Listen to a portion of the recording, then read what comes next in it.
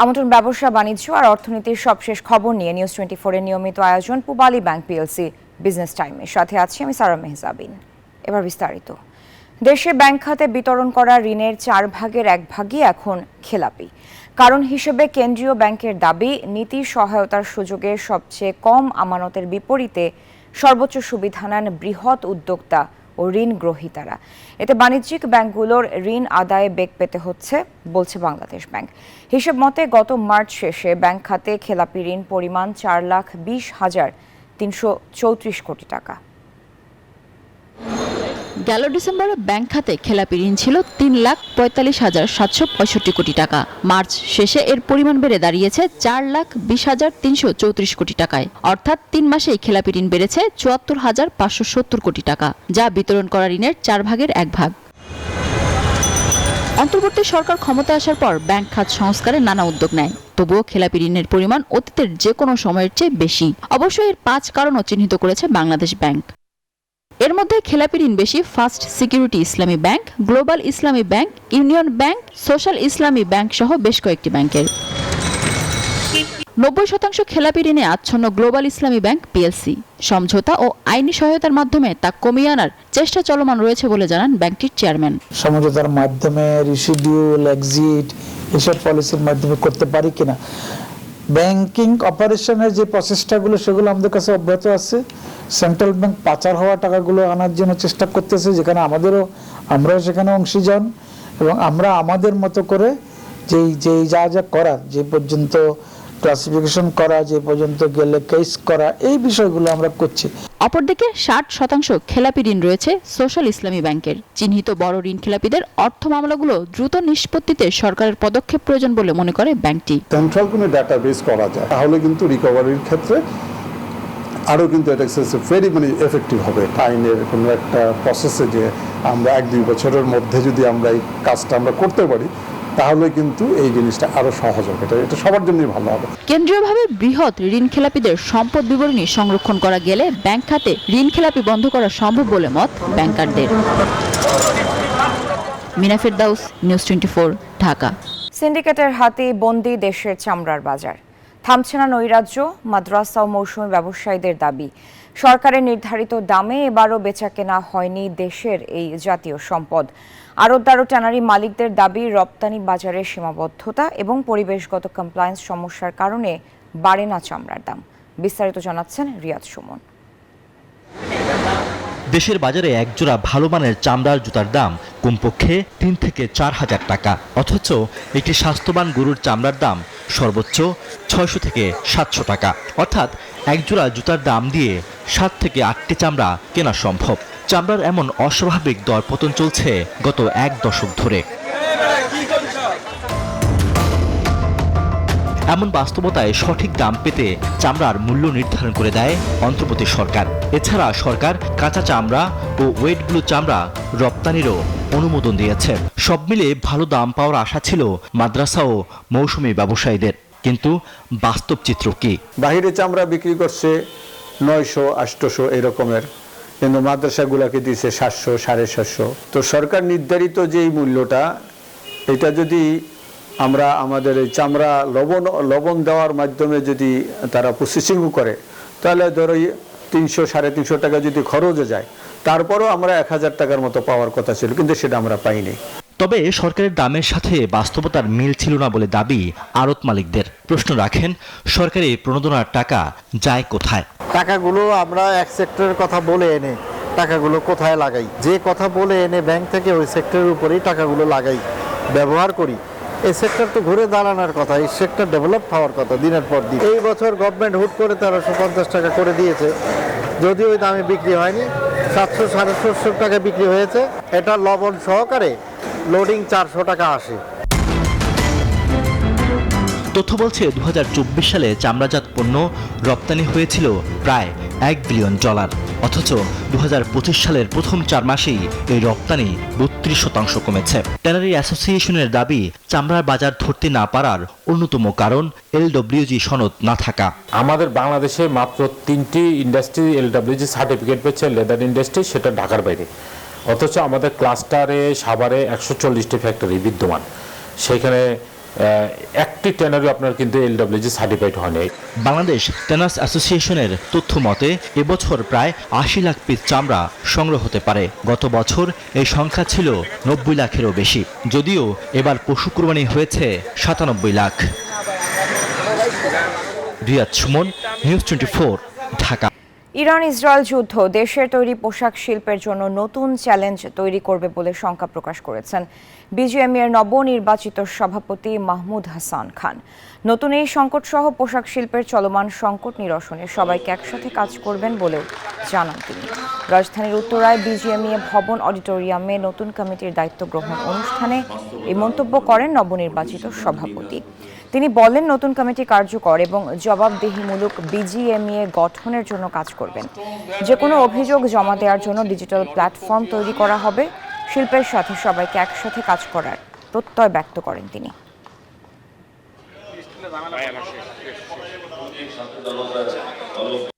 Israel এবং ইরানের যুদ্ধ, যেটা আমাদের নির্বাচনী প্রচারণকালীন সময় আমরা বলতাম, আমাদের মিডিয়ার ভাই বোনেরা বলতেন যে আপনাদের সামনে চ্যালেঞ্জ কি। আমরা বলেছি চ্যালেঞ্জ প্রতিনিয়তই পরিবর্তন হয়।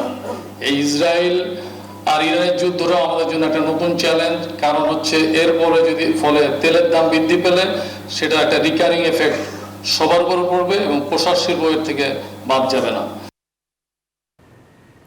পূবালী ব্যাংক পিএলসি বিজনেস টাইমের সময় হলো একটি বিরতির। ফিরছি আরও খবর নিয়ে, সাথী থাকুন। আবারও আমন্ত্রণ পূবালী ব্যাংক পিএলসি বিজনেস টাইমে। মূল্যসূচকের বড় উত্থানে লেনদেন বেড়েছে দেশের প্রধান পুঁজিবাজার ঢাকা স্টক এক্সচেঞ্জে। পাশাপাশি বেড়েছে লেনদেনে অংশ নেওয়া বেশিরভাগ কোম্পানির শেয়ার দর। সোমবার সপ্তাহের দ্বিতীয় কার্যদিবস শেষে ডিএসইতে বেড়েছে সবকটি সূচকের মান। প্রধান মূল্যসূচক ডিএসই এক্স ৫৯ পয়েন্ট বেড়ে অবস্থান নেয় ৪,৭৮৩ পয়েন্টে। সূচকের সঙ্গে এদিন টাকার অঙ্কে লেনদেনও ১৫৪ কোটি টাকা বেড়েছে। এছাড়া হাতবদল হওয়া শেয়ার ও মিউচুয়াল ফান্ড ইউনিটের মধ্যে দাম বেড়েছে ৩১৫টির, কমেছে ৩৬টির এবং অপরিবর্তিত রয়েছে ৪৬টি কোম্পানির শেয়ারের দাম। অন্যদিকে দেশের অপর পুঁজিবাজার সিএসইতেও সার্বিক সূচক সিএএসপিআই ৬০ পয়েন্ট বেড়েছে, তবে লেনদেন সামান্য কমেছে। রংপুরের জিআই পণ্য খ্যাত হাড়ি ভাঙা আম বাজারে আসতে শুরু করেছে। এবারে তীব্র তাপপ্রবাহের কারণে গাছ থেকে আগাম আম পাড়তে শুরু করেছেন চাষি ও ব্যবসায়ীরা। তবে কৃষি বিভাগের পক্ষ থেকে আরও কয়েকদিন পরে গাছ থেকে আম সংগ্রহের কথা বলা হচ্ছে। বিশেষায়িত হিমাগার না থাকায় আর অনুন্নত যোগাযোগ ব্যবস্থার কারণে বরাবরই লোকসানে পড়তে হচ্ছে আম চাষিদের। ওমর ফারুকের ক্যামেরায় রেজাউল করিম মানিকের রিপোর্টে দেখুন বিস্তারিত। রংপুরের হাড়িভাঙ্গা আমের যেমন খ্যাতি তেমনি চাহিদাও অনেক বেশি। বিদেশেও রপ্তানি হচ্ছে এই আম, স্বাবলম্বীও হয়েছেন অনেকে। এরই ধারাবাহিকতা এবার উৎপাদন লক্ষ্যমাত্রা ছাড়িয়েছে হাড়িভাঙ্গা আম। এবছর প্রায় ৩০০ কোটি টাকার আম বিক্রির আশা সংশ্লিষ্টদের। এবার জেলায় আম উৎপাদনের লক্ষ্যমাত্রা ৪৫,৭৩০ টন, যার মধ্যে হাড়িভাঙ্গা আমের লক্ষ্যমাত্রা ধরা হয়েছে ৩৯,৭০০ টন। আমটি সুস্বাদু হওয়ায় এটি গ্রাহক পর্যায়ে চাহিদা অত্যন্ত বেশি। আমরা আশা করছি যে এবার হাড়িভাঙ্গা আমের চাষিরা লাভবান হবেন। আম চাষিরা বলছেন এবছর হাড়িভাঙ্গা আমের ফলন ভালো হলেও অতিরিক্ত তাপমাত্রায় আকারে ছোট হবে আম, খরচও হয়েছে বেশি। খরার বৃষ্টি হওয়ার সাথে সাথে মৌল তিল বৃষ্টিতে পড়ে গেছে। আমের ফলন তো খুব কম এবং আমের দাম কমে গেছে। ইদানিং থেকে আমের দাম খুবই কম। এখন আমের দাম অনেক কম, আর এখন যেগুলো কাঁচা আম আনতেছে এগুলো কোনো ফরমালিং নাই। চাষিদের দাবির প্রেক্ষিতে আর অতিরিক্ত তাপমাত্রার কারণে হাড়িভাঙ্গা আম একটু আগেই বাজারজাতকরণ করা হচ্ছে বলে জানিয়েছেন এই কৃষি কর্মকর্তা। গত প্রায় 10 দিন বা তারও বেশি সময় তীব্র তাপদাহ রংপুরে বিরাজমান। সেই ক্ষেত্রে হাড়িভাঙ্গা আমের আগাম পরিপক্কতা চলে এসছে, এতে অসুবিধা নাই। তবে আমরা নর্মালি বলি যে জুন মাসের মাঝামাঝি থেকে আমটা হারভেস্ট করার। দারিদ্র্যের সাথে যুদ্ধ করা উত্তরের এই মানুষগুলোর জীবনমানের পরিবর্তন এনেছে এই হাড়িভাঙ্গা আম। এই আমটি এবছর জিআই পণ্যের স্বীকৃতি পেলেও সংরক্ষণের অভাব ও সুষ্ঠু বাজার ব্যবস্থা না থাকায় হতাশ চাষিরা। রেজাউল করিম মানিক, নিউজ 24, মিঠাপুকুর, রংপুর। পরিবর্তনের জন্য সবসময় বড় পুঁজির দরকার হয় না, দরকার হয় চিন্তার। নীলফামারীর হাবিবুর রহমান ঠিক এমনই একজন, যিনি ঘরের ভেতর থেকেই শুরু করেছেন পুষ্টিকর খাবার বিপ্লব। মাশরুম চাষ করে বদলে ফেলেছেন নিজের জীবন। কৃষি বিভাগ বলছে ভবিষ্যতে মাশরুমের চাহিদা আরও বাড়বে। নীলফামারী থেকে আব্দুর রশিদ শাহের তথ্যচিত্রে ডেস্ক রিপোর্ট। ছায়াযুক্ত একটি ঘর, সেখানে দেখা যাচ্ছে সারি সারি পলিব্যাগে সাদা ছত্রাকের মতো মাশরুম। আর ঘরেই এই মাশরুম চাষ করেছেন নীলফামারীর হাবিবুর রহমান।